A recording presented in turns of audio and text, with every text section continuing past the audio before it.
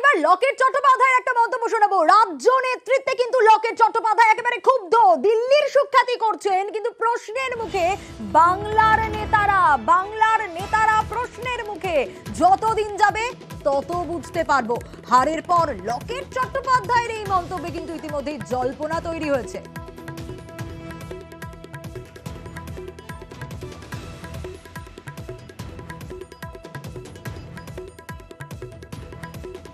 মৈত্রেয়ী আমাদের প্রতিনিধি রয়েছেন আমাদের সঙ্গে টেলিফোনে। মৈত্রেয়ী, খুব স্বাভাবিকভাবে এই প্রশ্নটা তো উঠছেই, দিল্লির নেতাদের জন্য সুখ্যাতি করছেন।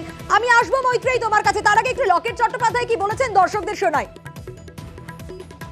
একটা কথা বলতে পারি যে কেন্দ্রীয় নেতৃত্ব কিন্তু প্রচুর পাশে দাঁড়িয়েছিলেন। রাজ্যের বিষয়টা মানে অনেক কিছু জিনিস আছে, সেগুলো আমরা কথা বলবো। কেন্দ্রীয় নেতৃত্ব, রাজ্য নেতৃত্ব নিশ্চয়ই সব কথা তো হয় না, কি আছে আস্তে আস্তে, মানে এত তাড়াতাড়ি সবকিছু আসে না, অনেক কিছু সময় লাগবে আসতে। যত দিন যাবে আমরা অনেক কিছু বুঝতে পারবো, সময় লাগবে। এবং এই পরাজয় মনে হয়, এটা আমি মনে করি না এটা আমাদের সত্যিকারের পরাজয় হয়েছে, কেননা আমাদের বহু মানুষ বিজেপিকে ভোট দিয়েছে এবং বিকল্প হিসাবে বিজেপিকেই চায়। হয়তো আমাদের কিছু ভুল থাকতে পারে, তো অনেক কিছু বিষয় আছে, কিন্তু আমাদের ডেফিনেটলি আমাদের পর্যালোচনা করতে হবে। মৈত্রেয়ী আমাদের প্রতিনিধি রয়েছেন আমাদের সঙ্গে। মৈত্রেয়ী, রাজ্য নেতৃত্বের দিকে ইঙ্গিতপূর্ণ একটা মন্তব্য, তার মন্তব্যে তো জল্পনা তৈরি হবে, কারণ দিল্লির নেতারা, কেন্দ্রের নেতারা অনেক সাহায্য করেছেন, আর রাজ্য নেতৃত্ব। দেখো, এই প্রশ্নেই কিন্তু লকেট চট্টোপাধ্যায় চুপ করে রয়েছেন। তার মুখে আজকে যখন তাকে জিজ্ঞেস করা হয় যে এই যে পরিস্থিতি হয়েছে তিনি পর্যালোচনা করছেন কিনা, তিনি কিন্তু স্পষ্টতই বলছেন যে তিনি কেন্দ্রীয় নেতৃত্বকে সব বিষয়টা জানাবেন, কোথায় সমস্যা, কি কারণ, এবং যদি তার কাছে সমস্ত এবং তথ্য সংক্রান্ত সবকিছু নিয়ে তিনি কেন্দ্রীয় নেতৃত্বের সঙ্গে কথা বলবেন। এবং বারবার তার কথায় কিন্তু কেন্দ্রীয় নেতৃত্বর ভূয়সী প্রশংসা শোনা গিয়েছে।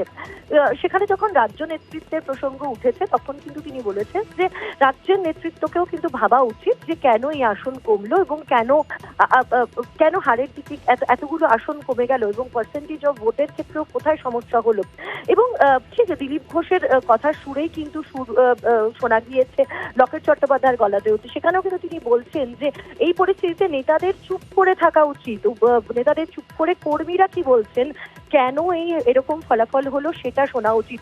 ফলে কোথাও গিয়ে প্রশ্নটা উঠছে যে কোথাও গিয়ে কি নেতারা, অর্থাৎ নেতাদের কোনো অংশের দিকে কি তিনি ইঙ্গিত করছেন যারা কর্মীদের কথা শুনতেন না, বা কর্মীদের যে একদম অন গ্রাউন্ড যে সমস্যার কথা সেইগুলো কি তাদের কাছে কি পৌঁছাতো না।